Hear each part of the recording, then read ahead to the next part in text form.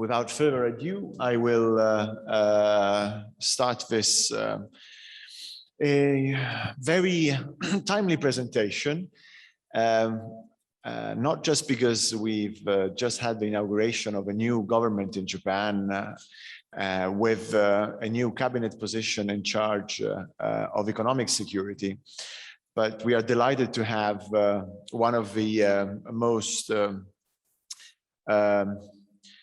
knowledgeable persons in Japan to speak about economic security, because Professor Igata Akira, who is Executive Director at the Center for Rulemaking Strategies at Tama University and a visiting professor at the same university, has been following economic security policies with an eye specifically to East Asia and Japan's responses to economic security challenges since 5 years. And it's a real privilege to have you, and it's very much an opportunity for us to learn also what Japan is doing, because this is such a sprawling field also, not just policy interest, but also academic interest, in my opinion. And there's also lots of learning by doing and emulation. And this is particularly true of not just the US, but also of East Asian countries, and increasingly so of Europe. And so I think that this is going to be a very fruitful conversation that we will have today. And I am delighted to have you here, and we look forward to know everything about Japan's economic security strategy. And thanks so much for being here. The floor is all yours. You can talk for 30, 40 minutes, as long as you wish, and then we will engage into a conversation. Thank you. Perfect. Giulio, thank you so much for inviting me. This is actually my first time to be in Italy, and you live in a wonderful, beautiful country. And I've been strolling around, just walking around the city, and everything is beautiful. Food is great. And I'm also looking forward to this great conversation. Thank you so much for coming today. My name is Akira Igata. As Giulio introduced, I do teach economic security and international politics in Japan, but I have a little bit of a unique career in that I'm also a think tanker at a US think tank called Pacific Forum, which focuses on US-Asia policy. I'm also an economic security advisor to a new international organization called Interparliamentary Alliance on China, which kind of sounds very conservative, but it really is not. It's a group of 20 different democratic countries, which has at least one co-chair from the opposition party and another co-chair from the ruling party. So it's a bipartisan group of legislators, parliamentarians from 20 different parliaments. And this group has come together to discuss about how democracies can try and protect ourselves from authoritarianism. And I have been an advisor to them. I've also been advising many of the bureaucracy in Japan as well, and also the private sector, which has realized that they have to have a better understanding of international politics and economic security in order for them to survive in this very perilous times. So no matter where I am, I'm working on economic security issues. However, I'm sure now you're wondering, what is economic security? And that has actually been the case in Japan as well. So for today's presentation, I'm going to first begin by talking about the securitization process of economic security in Japan. And then I'll talk into a little bit of details about why Japanese people have been caring so much about economic security by showing some of the concept of economic statecraft. And then for my last part of the talk, I'm going to talk about what we can expect to see from the new Kishida administration in terms of their new economic security policies. So the securitization of economy in Japan. So economic security has really become a buzzword in Japan. I've been teaching a class called Economic Security 1 and 2 in Tama University for 5 years now. But for the first 3 years, there really was, to be honest, not much interest from the students. In the last 2 years, that has drastically changed.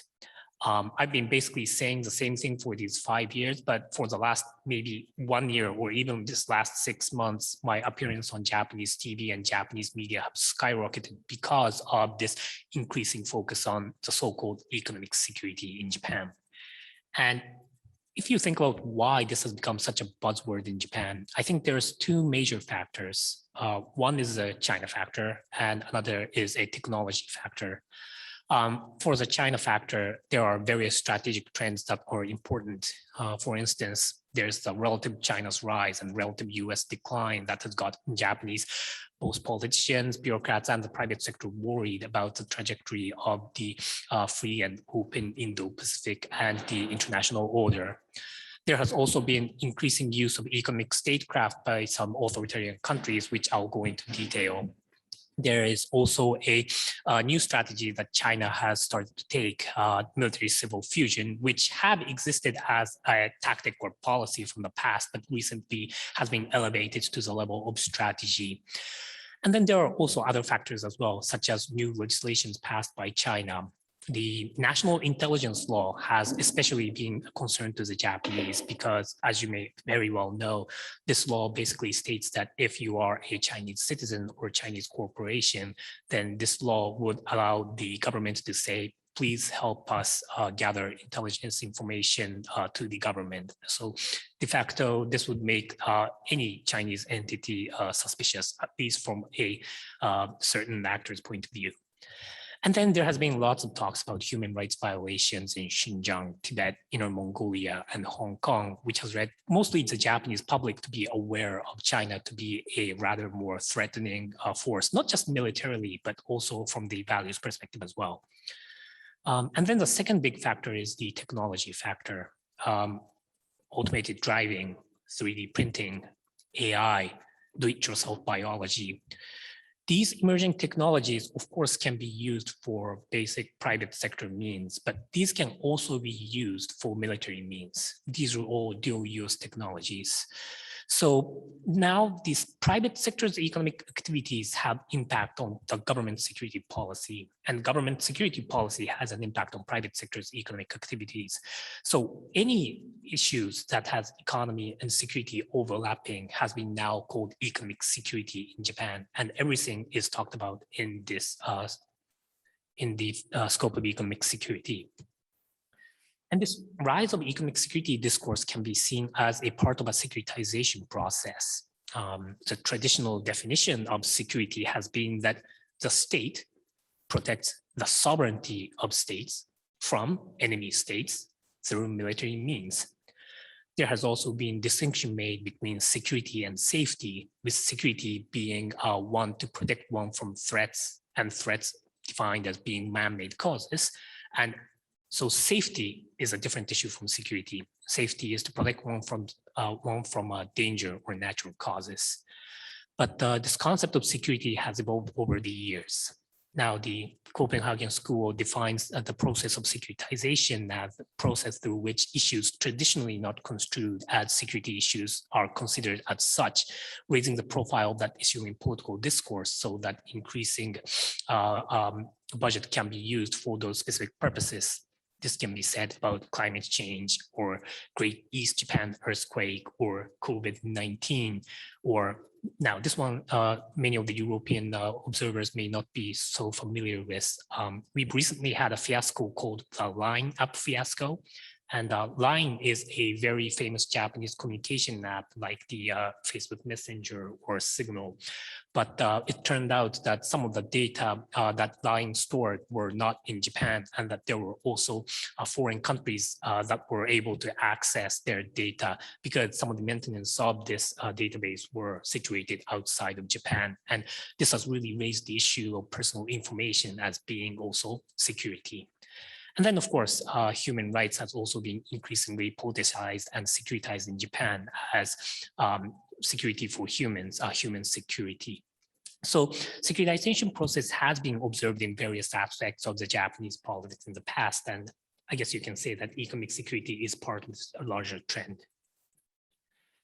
And now going into a little bit of the issue of economic statecraft. One of the reasons that the Japanese government public and the private sector has been increasingly concerned about economic security issues is because of over Chinese economic statecraft. Now, economic statecraft is defined as using economic tools to achieve geopolitical goals. And this is a major factor for the rise of economic security. David Baldwin defines four means of statecraft. First, propaganda. Second, diplomacy. Third, economic. And fourth, military. And economic statecraft, of course, is within this third scope. And recently, Robert Blackwell and Jennifer Harris created 7 tools of economic statecraft as a way to classify what kind of tools exist within this Baldwin's classification of economic statecraft. First being trade, second being investment, third, economic sanctions, fourth, cyber, fifth, economic assistance, sixth, financial and monetary policy, and seventh, energy and commodities. If I start explaining every single one of these 7 tools, then I would probably have to continue speaking for 4 or 5 hours. So for this presentation, I'm just going to focus on the first one, which is the trade issue. So what are these Chinese economic statecraft that's rivaling up Japanese politics? Well, first of all, China has been utilizing trade restriction in ways that are contrary to normal market economics. For example, imports. In 2012, when the Philippines had a territorial dispute over the South China Sea with China, the Chinese government decided to restrict banana imports from the Philippines. And so the Filipino farmers had a devastating economic consequences because of this. Or for export in 2010, this is more familiar to the Japanese audience, but when Japan and China had a territorial dispute over the Senkaku Islands, Chinese halted the export of rare earth materials to Japan. And because Japan creates lots of different IT products, and all of this requires rare earths, Japan was at a loss because Japan at the time imported over 93% of China produced 93% of the world's rare earth material, and Japan was, of course, reliant on China for almost 100% of this. So when they stopped the export of rare earths, the Japanese private sector could no longer produce some of their IT products, and that was a very big issue in Japan. There's also a similar thing that can be said about tourism. In 2017, when South Korea decided to deploy a missile defense system called THAAD, which was originally targeted at North Korea, but the Chinese government perceived it as being directed to their own country. So the Chinese government decided to limit the number of tourists to South Korea by pressuring some of the travel agencies, or not allowing more direct flights to fly from China to South Korea, and so on. And then this issue has been repeatedly raised in different areas of the world. For example, in Norway, when the Chinese dissident Liu Xiaobao received the Nobel Prize in Oslo, the Chinese said that, okay, so if you're going to give the Nobel Prize to him, then we're going to stop buying your salmon. Now, of course, the Nobel Peace Prize is not decided by the Norwegian government. It's decided by an independent organization, but apparently that didn't stop them from saying that, we are dissatisfied with this situation, and that's why we're going to basically punish you by stop buying some of your products. Similar thing happened in South Korea. There's a very famous supermarket called Lotte Market in South Korea, but many of their store locations were shut down in China because of sudden inspection and sudden violations found in different stores, or some of their exports to China has also been halted because of technical issues following the deployment of the missile defense system. And then same thing with Canada. When Huawei's chief financial officer, Meng Wanzhou, was detained by the Canadian government, the two Michaels, who were both recently released about a month ago, they arrested them in China immediately after the arrest of the CFOs. And then not only that, the Chinese government decided to stop buying certain products from Canada, like canola oil or some Canadian meat. And once again, the Canadian producers were financially damaged because of this. And also similar thing happened in Australia as well. Australia-China relationship is probably at its lowest in the recent years, but about a year and a half ago, Australian government called for an investigation into the origin and handling of the COVID-19 outbreak. And the Chinese side showed its dissatisfaction by imposing either a import ban or making sure that a very high tariff is placed on certain Australian products going into China. This included various meat products, barley, wine, and so on. In addition to that, many of the Australian universities have many foreign students from China, so they are reliant on some of their tuition. But the Chinese government has basically announced that perhaps this is not the time for Chinese students to go to Australia at the moment because of not just COVID, but also because there has been reported incidents of racism towards Chinese students. This had been a huge blow to the Australian universities as well. So because of all of this change, mainly from the China factor and the technology factor, Japan has woken up to economic statecraft, the importance of economic security. This change started in 2018.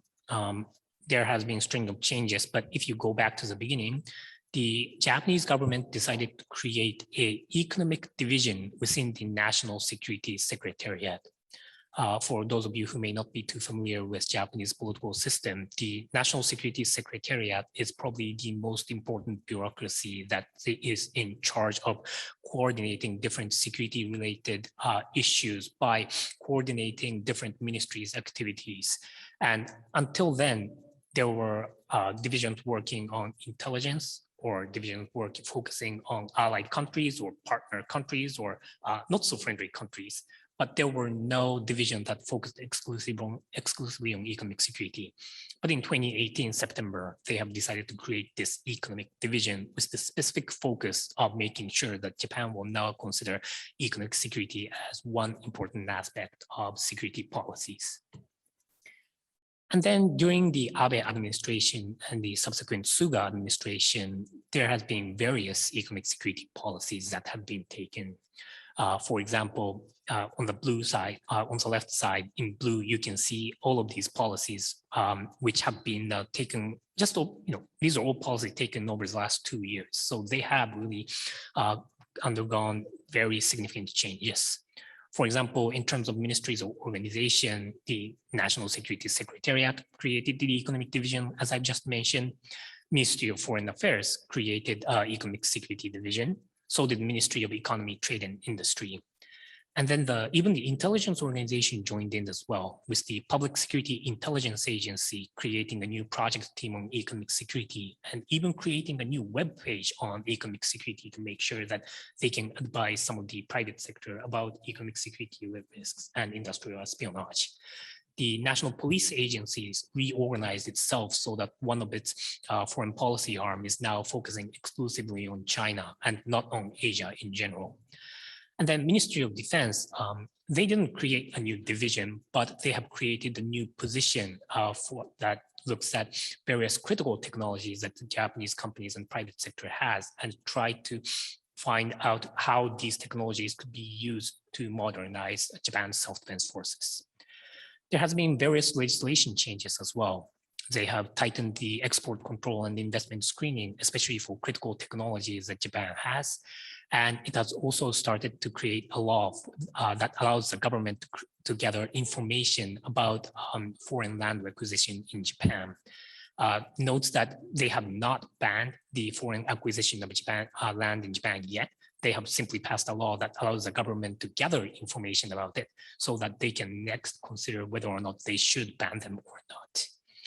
And then the government had started giving various private sector support as well, with R&D subsidies on critical technologies, as well as giving subsidies on supply chain diversification. Now, note here that they have not characterized this as saying, basically move your supply chain away from China. The METI folks basically said, oh, we're going to invest in Southeast Asia. So we are going to subsidize it for you if you decide to move factories from somewhere to Southeast Asia. But we all know that most of the Japanese manufacturing is done in China. So in a way, this is a face-saving way for the Japanese government to make sure that the Japanese private sector aren't overly reliant on certain countries. There's also various policies under consideration during Abe and Suga administrations. They have talked about including economic security into the national security strategy. They have also raised the idea of creating a Japanese RAND corporation, a think tank that connects security and critical technologies. They have also talked about improving the Japanese security clearance systems and also strengthening economic security intelligence gathering of the Japanese government. And the private sector actually followed all of this. For example, the Japan Association of Corporate Executives published a report focusing on economic security very recently. Mitsubishi Electric created a corporate economic security division. And then now there's a new entity called Economic Security Management Agency, or ESMA, which helps train private sector corporations about how to understand and analyze economic security developments around the world and how they can try and understand that to reflect onto their management. And all of this shift in economic security policies has not really been bureaucracy driven, but politically driven. For example, midterm recommendation by the group called Strategic Headquarters on the Creation of a New International Order, which is basically a very grandiose name, but basically one division within the LDP. And they have recommended to have the Japanese government engage in a supply chain review. They have talked about the importance of not only protecting technology, but also nurturing technology so that Japan continues to be competitive in international order. They also talked about strengthening of economic intelligence gathering, strengthening investment screening mechanism, and also creating a national economic security strategy. And this has been a politician-led initiative. And then very recently, LDP has also created a semiconductor strategy promotion study group, which is advocating for establishing a stable supply of semiconductor production and then reshoring some of the capacity to create semiconductors in Japan by working with TSMC, for example.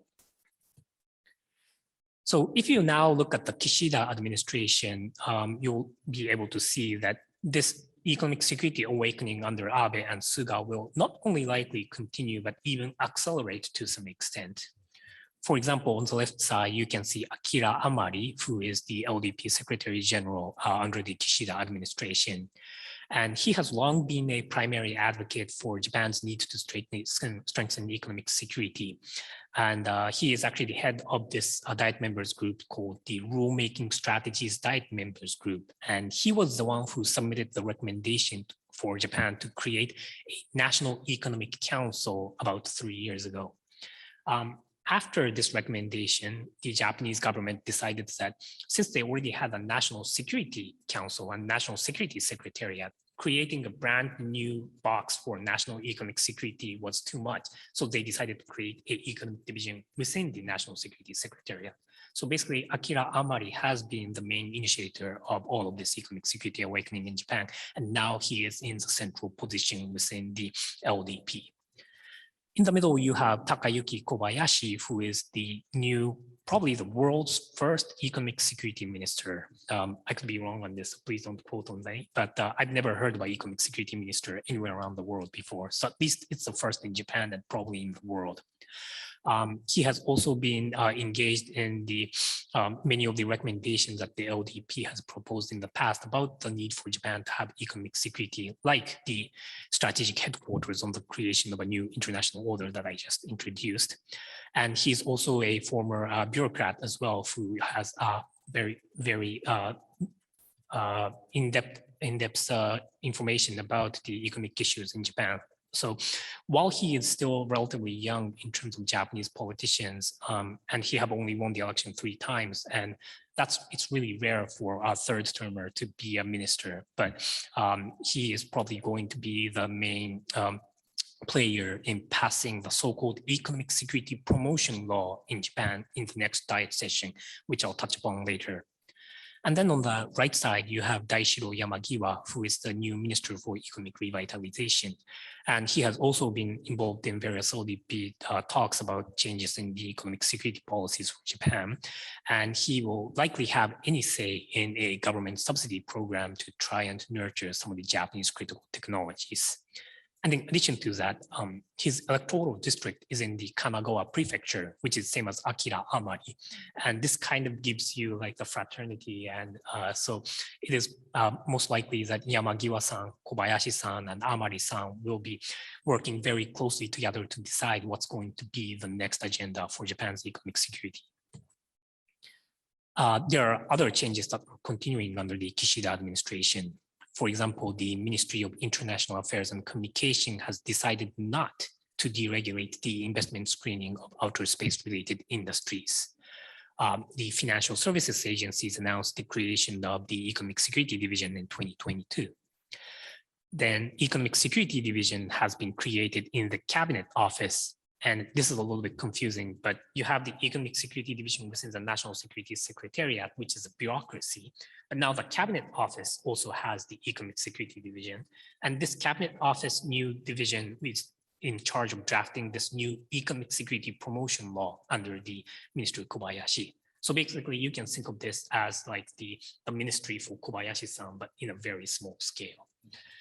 Of course, there was the appointment of the first ever economic security minister, as I just mentioned. And then Yamagiwa-san announced the creation of an economic package to strengthen Japan's critical technology about 2 weeks ago.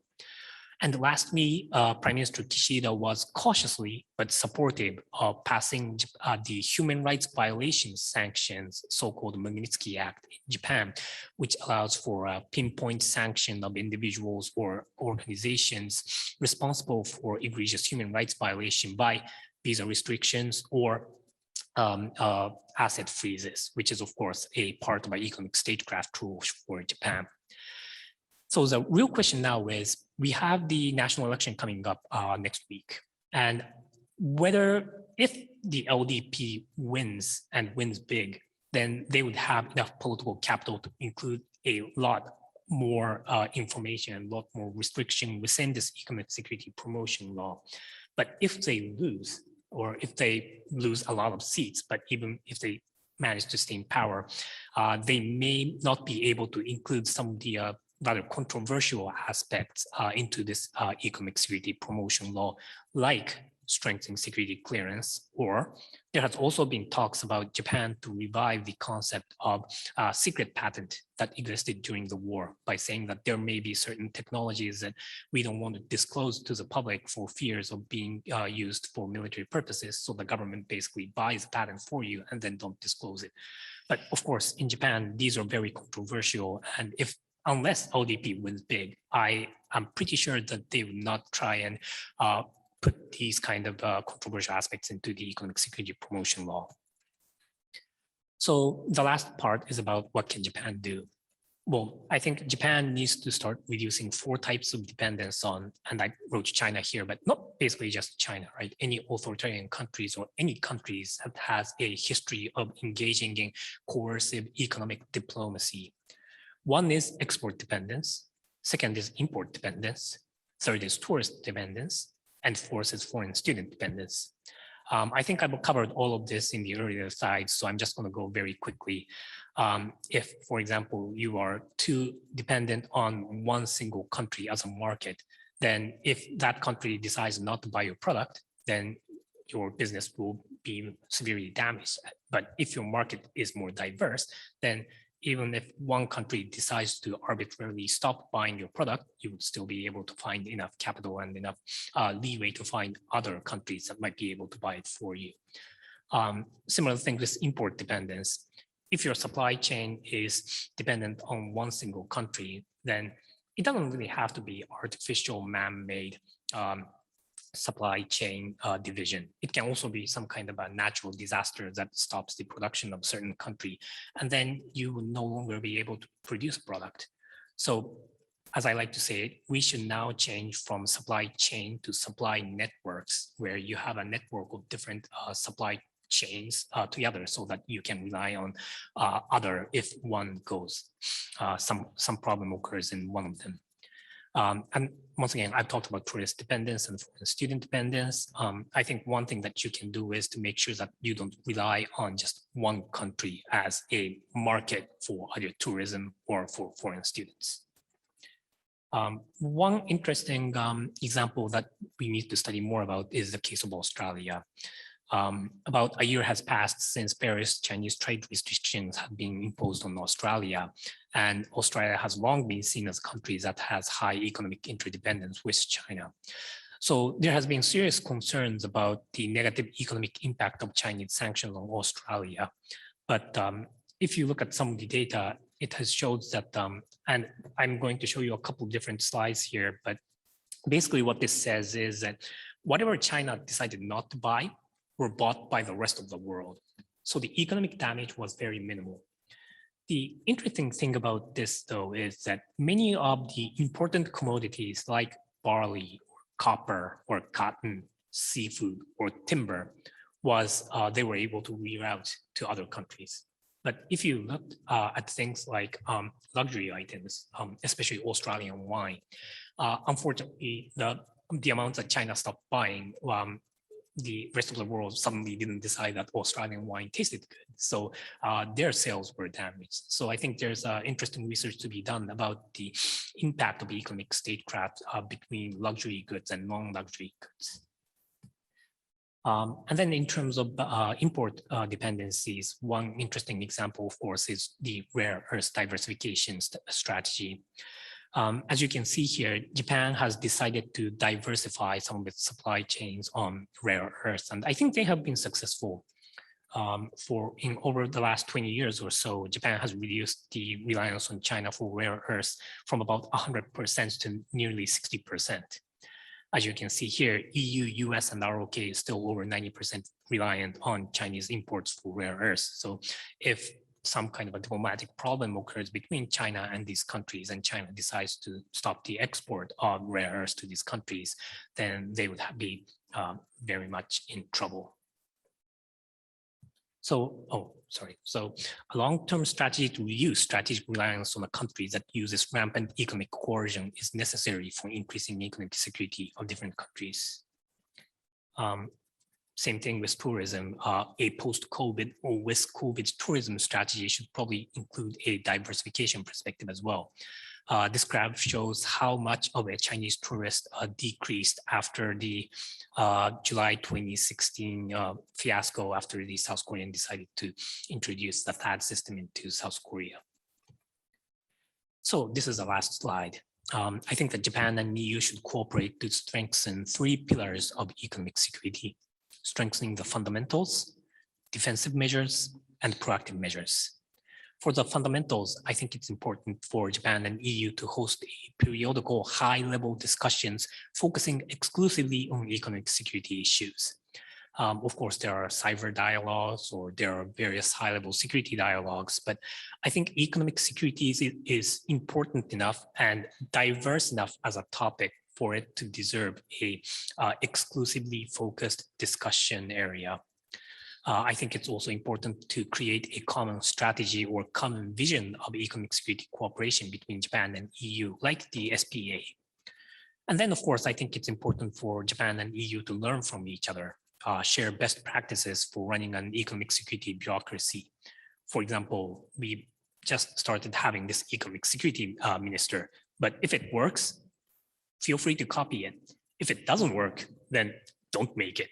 I think these are all lessons learned. And then, of course, there's always a way to cooperate on R&D for emerging technologies. In terms of defensive measures, I've already talked about this a little bit. I think it's important for us to reduce import, export, tourism, foreign students, and any other critical dependencies on countries that has a clear record of engaging in economic coercion. There's also another way to cooperate, which is to strengthen protection of critical technology through either acquisition through investment or outright theft by sharing blacklisted actors and information on industrial espionage and strengthening cybersecurity of Japan and EU countries. And then for proactive measures, I think it's important to establish a coordinated economic deterrent capability against countries, once again, that has a clear record of engaging in economic coercion. How do you do this? Well, if many of the like-minded countries and democratic countries come together and come up with a list of what are China or what are other countries that are relying too much on economic coercion, reliant on us, whether imports or export or tourism or foreign students. And if we have that coordinated list, then if China or other countries decides to engage in economic coercion against one of the member countries, then all of the other coalition countries can come up and say, okay, so if you decide to stop the import or export of these products, then we can counter with these. So let's not use these economic tools. And then lastly, I think it's important to discuss potential collaboration between the Blue Dot Network and Global Gateway. Blue Dot Network is a coordinated investment infrastructure scheme between Japan, US, and Australia. And the Global Gateway is a similar initiative that was recently proposed by Ursula von der Leyen for EU in terms of their infrastructure investment. So that's it for my presentation. I look forward to our discussion. Thank you. Thank you. I think this was very comprehensive, very well structured. It really gave us a not just up-to-date understanding of where Japan is heading in terms of also its economic security approaches, but also a conceptual mapping of the issues connected with economic security and the potential different responses to the challenges associated with the securitization of economic levers. Before I open the floor for discussion, I'd like to ask you a couple of big questions, if you want.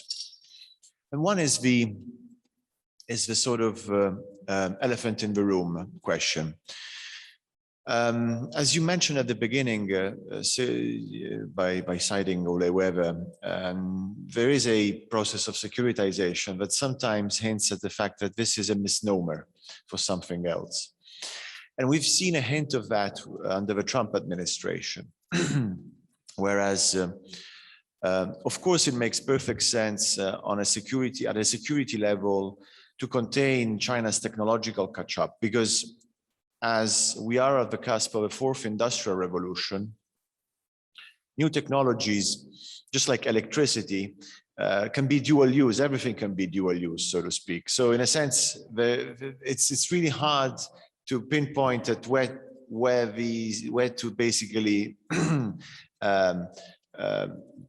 put a limit to this process of securitization, because all the new technologies, in a sense, can be dual use. And at the very same time, of course, since we are at the cusp of a fourth industrial revolution, or what Japan calls, if I'm not mistaken, Society 5.0,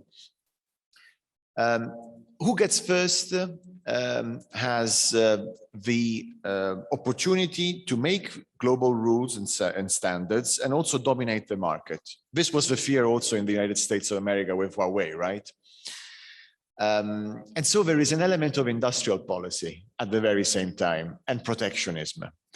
And so how do we, and I know that this is a very difficult question, how do we make a distinction, if there is one? Because even in the United States of America, President Biden and the bipartisan consensus that has brewed in Congress allows for a very ambitious investment program, whereas this ultra expansive fiscal expenditure is couched in the language of competing with China. But clearly there is an economic logic at play as well, right? So the question is, how do we then how can we be careful about not incurring in the perils of protectionism, over-protectionism, rather than security in however broad sense you want to define security? And the second question is more specific, but it's kind of related to the first.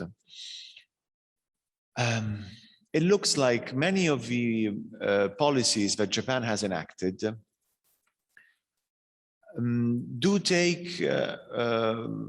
do emulate or take as a model of reference also what has been going on in the United States of America. And so the question is there a process of emulation? And I see this at play also in Italy, in other Mediterranean countries. I can think of Israel. There has been pressure on the US side for tighter investment screening mechanisms. And also for tighter screening of IPR protective tools and oversight by state authorities, including, if I'm not mistaken, on STEM researchers that are basically coming from strategic competitors and are staying in and are based in these Western democracies or in Japan, which of course are particularly open and thrive on open research. And I see this as a process originating in the US. And my question is it emulation? Is it pressure?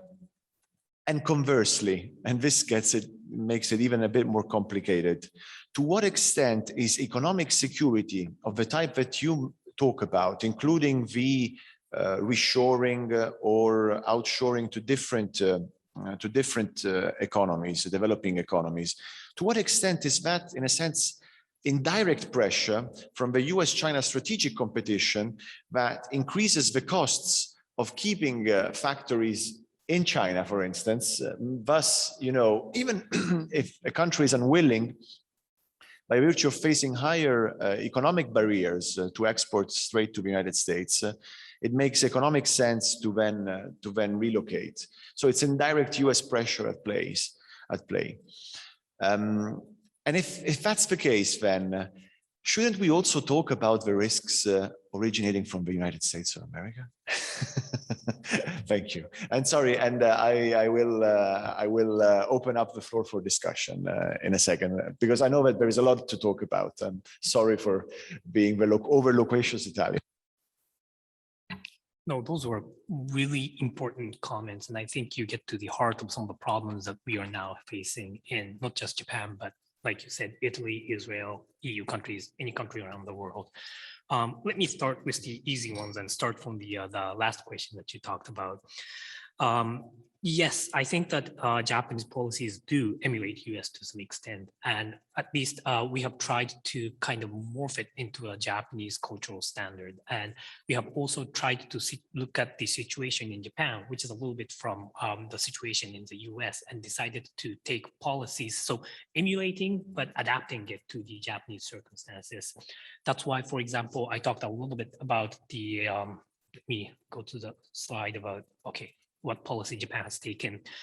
For example, tightening of export control and investment screening temporarily takes place almost immediately after the Americans decided to strengthen their CFIUS investment screening mechanism.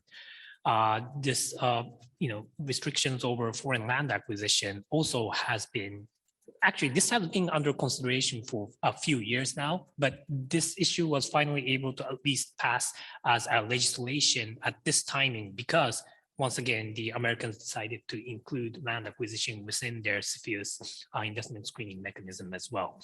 And then R&D on subsidy on critical technologies. There are actually Japan-US agreement to introduce more investment into areas like 5G or 6G or other critical emerging technologies by jointly giving subsidies to this R&D. So these are all, I would say, emulation of the US policies. So the supply chain diversification is also probably a process of emulation, but adapting in Japanese standards as well.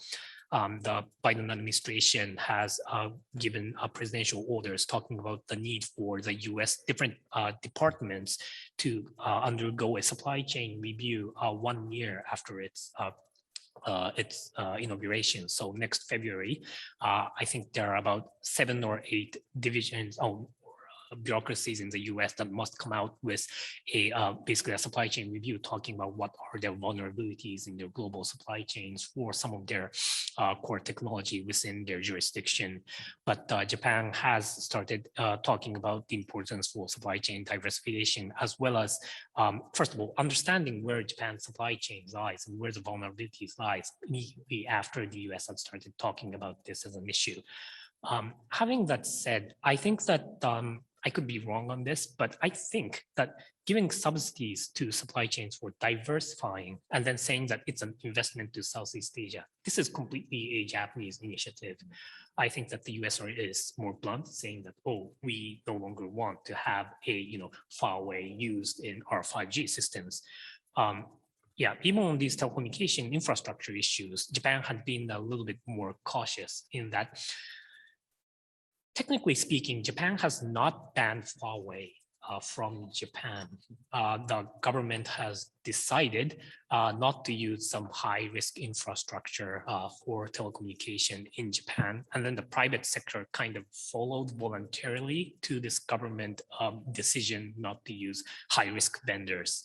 Yeah, once again, the result is the same. Japan no longer uses 5G infrastructure from Huawei, same as the US, but the logic is a little bit different, or at least how they presented it is a little bit different. And this isn't just in Japan, right? You look at the EU, and the EU in general has decided that they are going to strengthen their investment screening mechanism. You look at individual countries in the EU, France, Germany, I'm not too sure about Italy, and then UK, but UK is no longer part of the EU, but the UK has also decided to strengthen not just its investment screening mechanism, which is a way to buy technologies, but also they have started strengthening restrictions on who can study in their countries or who can conduct research in their countries, especially if it has something to do with critical technologies as well, so that there are no information, intelligence, IP knowledge leakage from that country back to China or other countries, of course. And then your second question on how we can make the distinction between actual economic security issues and more about overprotectionism or industrial policy. I think you're right. Especially under the Trump administration, I think that some of their policies were sometimes both about economic security and industrial policy. And that's why I think it's important for Japan to not only cooperate with the US, which of course for Japan is a very important country in every single regard, security, economy, and values, but I have been advocating the need for Japan to increase cooperation with other countries as well, like other Five Eyes countries or EU or other Quad countries, because sometimes there are US policies that are more closer to the industrial policy than economic security policies, and that could be detrimental to Japanese economy. But these US industrial protection policies, industrial policies tend to be not only detrimental to Japan, but also other countries which have a similar industrial structure with Japan, like Germany, for example. So I think it's really important for Japan to engage in a bilateral economic security dialogue with Germany. I think it's important to have similar dialogue with Israel in areas of, let's say, cybersecurity, because Israel have a very high cybersecurity technology. With Canada, maybe AI, because they have various startup companies which have very good AI capacity. I'm not sure what would be the best cooperation between Japan and Italy in that regard, but if there are specific emerging technologies or critical technologies that only Italians have, then I think that this is some area where Japan and Italy can talk about to make sure that if US oversteps the economic security policies and enters into the realm of overprotectionism, then other countries can come together and say, okay, we have to say stop to that. And then for your first question about oh no, that was your first question. Your second question was on no, I think I basically covered all of your questions. And yeah. Thank you. Thank you very much. And we will open up the floor for discussion. If you can identify yourself, and we look forward to comments, criticism. I'm sure that Akira can take it, and questions. Thank you. Thank you very much, and thank you for this fascinating presentation. My name is Jan Trevisan, and I am an online training officer here at the Florence School of Banking and Finance. So while I do not deal on my daily basis with Japanese issues and developments, I do have a personal interest in Asian studies, and I followed that in my previous research. So thank you for this fascinating discussion. So indeed, what you highlighted in this presentation is how national security and economics are intertwined, and Japan is actually taking a step towards making that part of the structure. But I would like, if possible, to hear more about the two different implications. One is on the national level and one on the international level of what Japan's or LDP's in this instance decision will affect. So on the international aspect, you already in your answer now highlighted some points such as increased relations with the Quad and the Indo-Pacific countries, but also other actors such as the EU. But obviously this impacts other partners, Taiwan for chips, for example, South Korea for nuclear technology, and obviously other actors which could help to create this network of supply, not the supply chain, but the transformation towards the network, which obviously requires different kind of agreements. So my first question in this aspect, the international relations aspect, is how you think that Japanese foreign policy will evolve, if any, will evolve on the basis of those objectives. And the second is if you think that this would be rather bilateral relations, Japan plus external actor, or if do you think there might be an international forum that could be useful for it, WTO, ASEAN, others. Whereas for what regards to my second part of the question, the internal changes, this transition obviously will have a cost. And the question is, who is going to foot the bill? Obviously, being this project which is heavily sponsored by the party, which if obviously the elections in the next few days will tell us how strong the party will get out of it. But I would assume there is a general consensus within the party, but how will this impact also other decisions? Obviously, not only the internal developments of the internal market, how this will impact the macro economy, given also Japan's current debt situation and an aging economy. Is the change deemed to be sustainable? How the government will be able to promote such politics in the future? So yeah, those will be three main points, but happy to discuss some more later if you'd like. No, thank you so much for those excellent questions. So let me go with your first question about the national level dynamics. I think you're completely right. Taiwan is one of the main partners for Japan in terms of semiconductors and chips. So there's obviously going to be cooperation with Japan and Taiwan. For example, the Japanese government recently decided to create a new research center with TSMC near Tsukuba. And it has also decided to create a new factory, chip manufacturing factory in Kumamoto in Japan.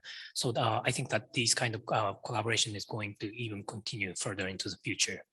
But then the unfortunate thing is that you raised the issue of ROK. And this is a recorded video, so I'm not sure if I want to go into this, but I will. I think that if we forget about history, and if you simply take a snapshot of the national interest of different countries, then there is 1,000 reasons for why Japan and ROK should collaborate on various supply chain diversification or cooperating on R&D issues on some of the critical and emerging technologies, because we face similar threats, North Korea, China, Russia, and other, and even if there's natural disasters, we are very close by. So of course, we're going to be, similarly affected. If, God forbid, there's anything over the Taiwan Straits, then of course, both Japan and South Korea is going to be the first line of defense as well. So we have similar interests, but realistically speaking, I don't think that any cooperation on economic security between Japan and ROK would happen under the current administration. I don't think that just Japan having a new administration work, or if ROK have a new administration work. Both countries needs to come up with a completely new administration to push the so-called reset button on the relationship for the reasons that I'm sure you're all aware of. I'm not going to go over that, but I think that it's very unfortunate. Just to add on to that, the South Koreans actually created a new, I believe, materials 2.0 strategy, or a strategy of a similar name recently, talking about how it's important for the Koreans to think about their supply chain and to reshore some of these supply chain of these technologies. But if you actually read their strategy, they're actually thinking about making sure that they have autonomous ways to create some of their critical technologies and reduce reliance on Japan. So once again, I think that shows the current state of where we are. I'm not blaming either of the countries. I'm just saying that the situation is very unfortunate. And then on the question about whether or not this is going to be a bilateral cooperation issue or more of a multilateral cooperation, I think it can be both. Like I said, for example, if there is, I talked about AI, and so that, you know, Canadians have important technologies. But the thing is that the US, of course, also leads in AI as well. So this would likely be Japan, Canada, US trilateral cooperation. Or, okay, let's take the collaboration that already exists. The Netherlands, Japan, and the United States have a very advanced semiconductor manufacturing equipment market. And I think that these three countries cover over 90% of certain aspects of the semiconductor manufacturing equipment. And so they can talk about the protection of some of those technologies in that area. So this would be trilateral as well. So I think the point is that it's not really a bilateral or multilateral thing.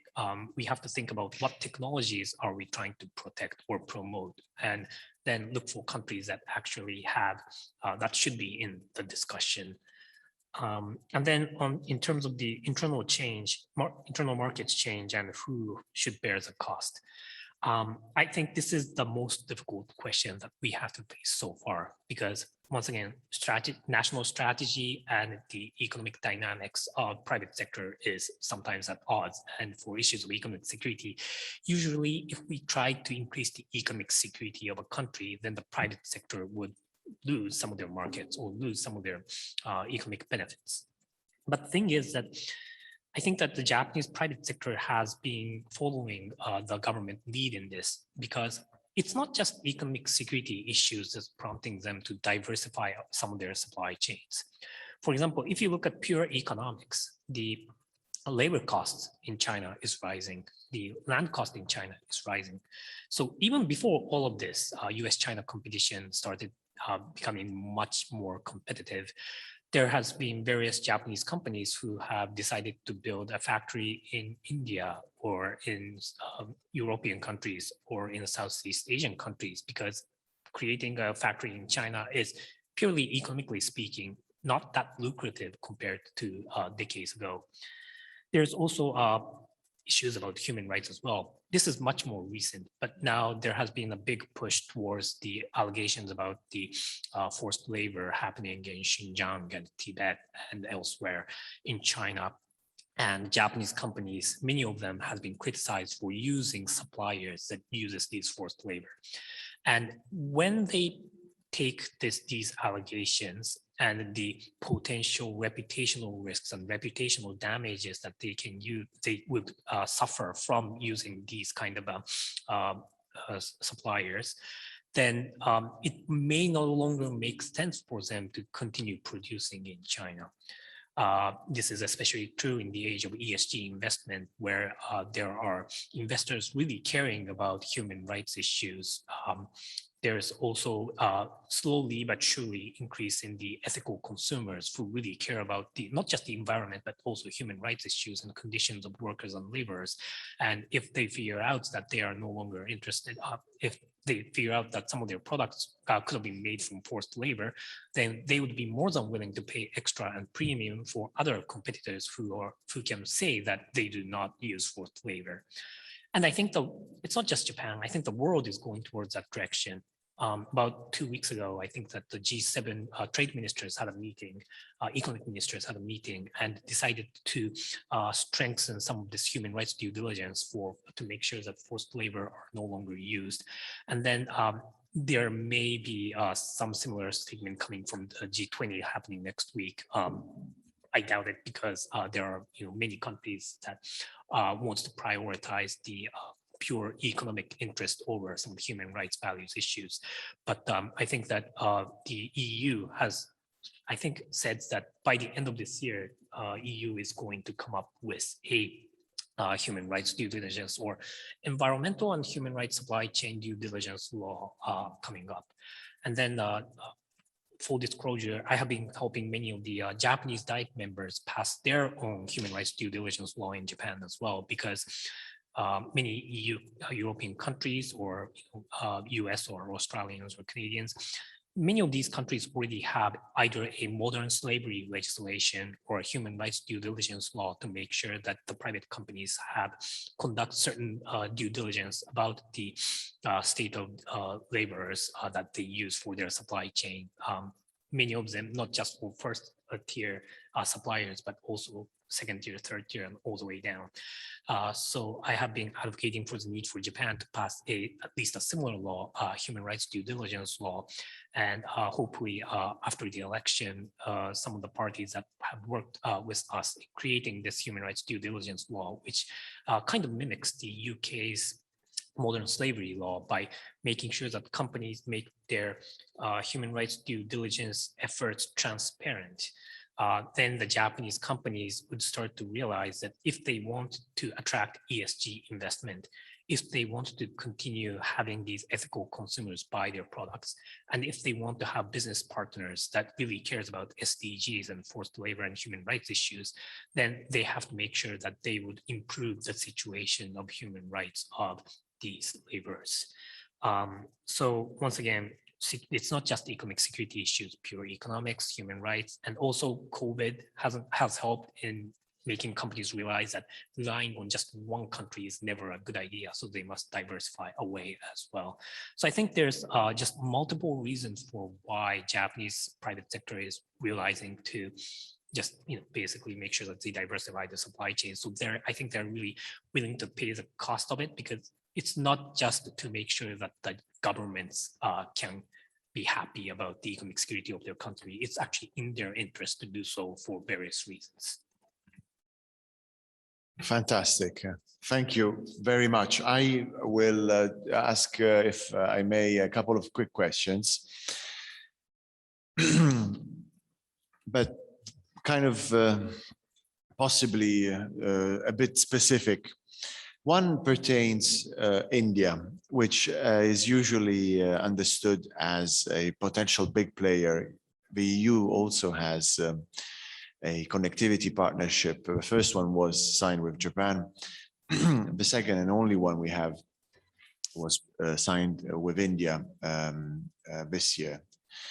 But India, as you mentioned earlier too, has been the target of a China +1 strategy from Japan already under the first Abe administration.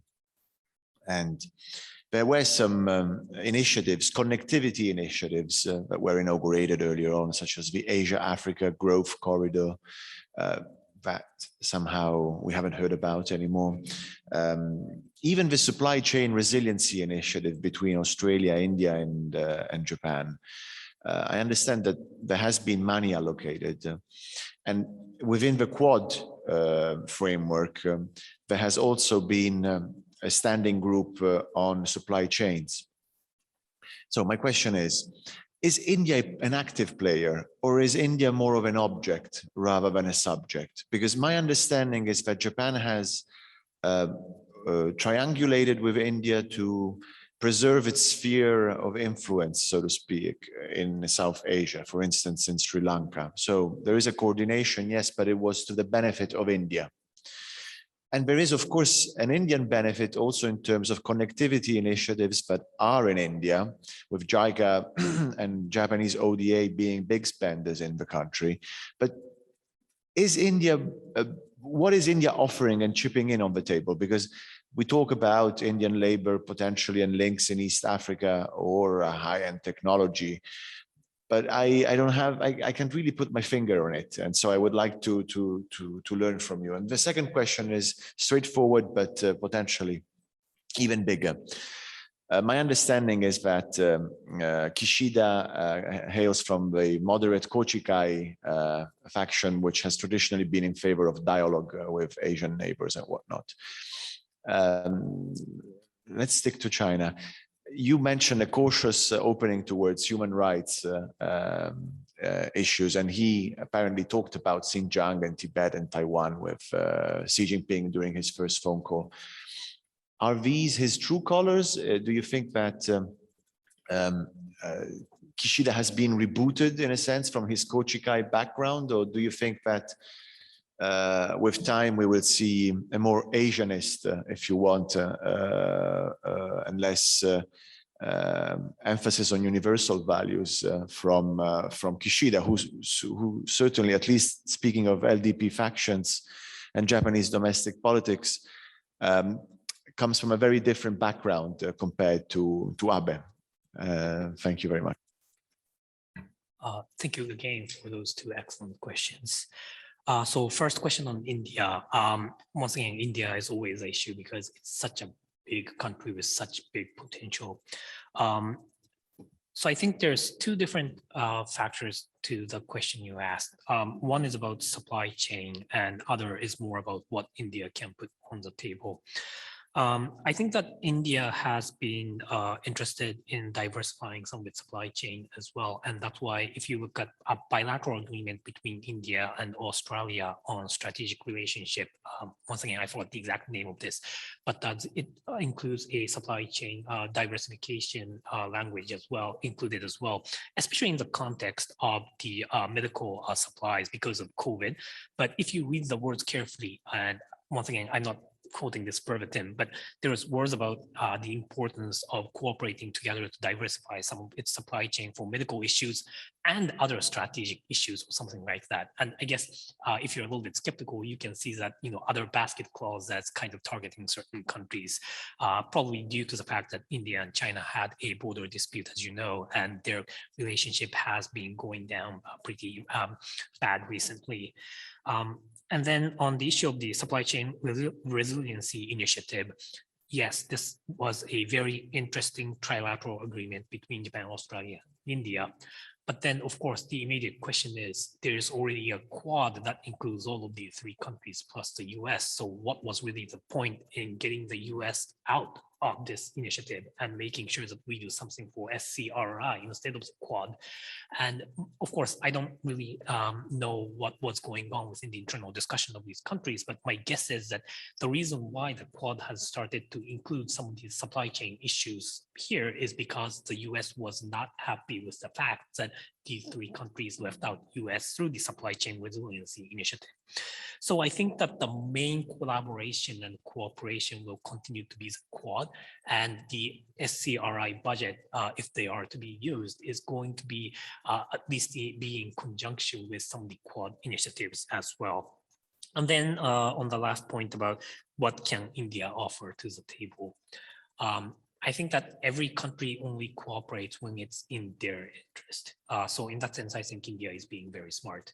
I think they also understand that the symbolism of them cooperating is something that Japan, US, and Australia seeks.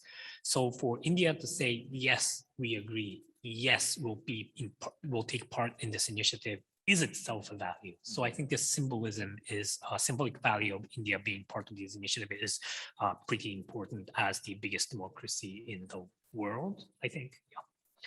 And then on your question on Kishida and how Kochikai has been, historically speaking, much more, how should I say, tolerant of human rights abuses or human rights issues. I think your analysis is correct. Having that said, there has been a new interesting developments with regards to Japan's human rights in the past year, so to speak.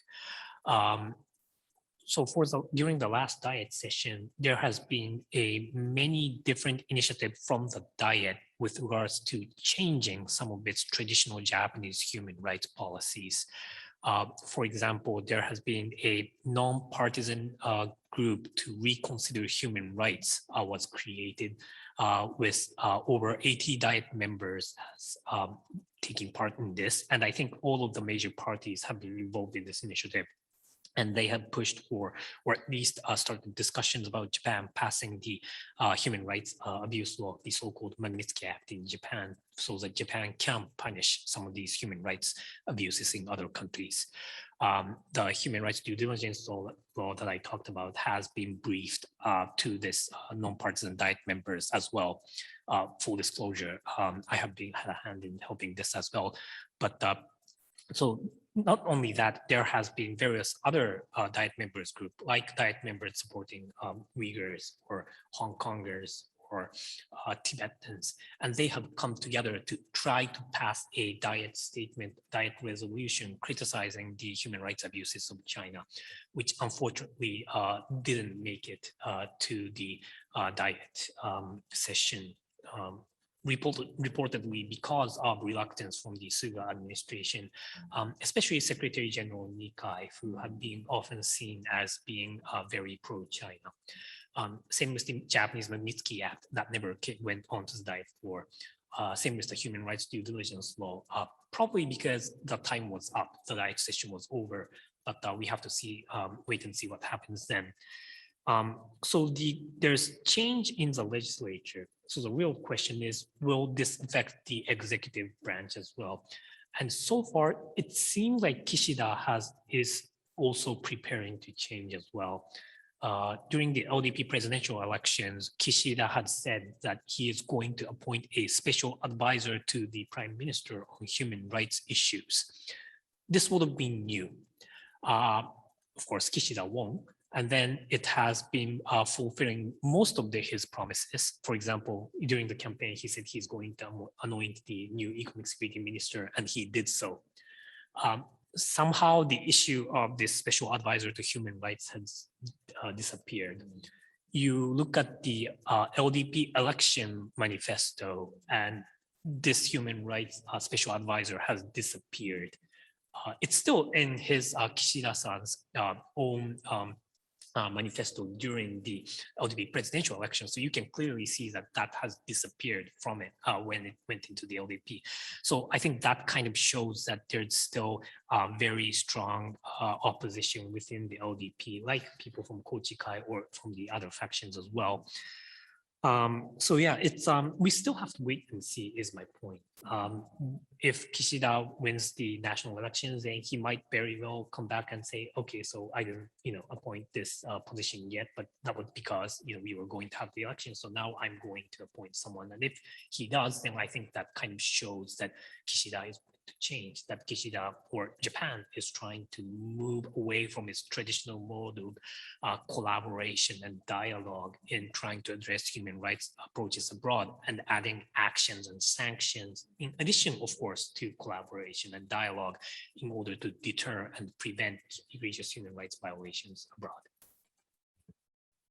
I see. Fantastic. Thank you so much. We have we have received so much food for thought, and we are very, very grateful for Akira Igata coming all the way to Florence and to Fiesole for this comprehensive overview of what is a hot topic and what will certainly attract a lot of attention on YouTube. And like wine, it will age well, and it's not going to attract attention in the immediate aftermath of this video, but I'm sure that we will see more and more people interested in this topic, which is it's present at the creation, to cite John Foster Dulles, and we will really look forward to then have you back when the topic will be so mainstream that everybody will want to study it,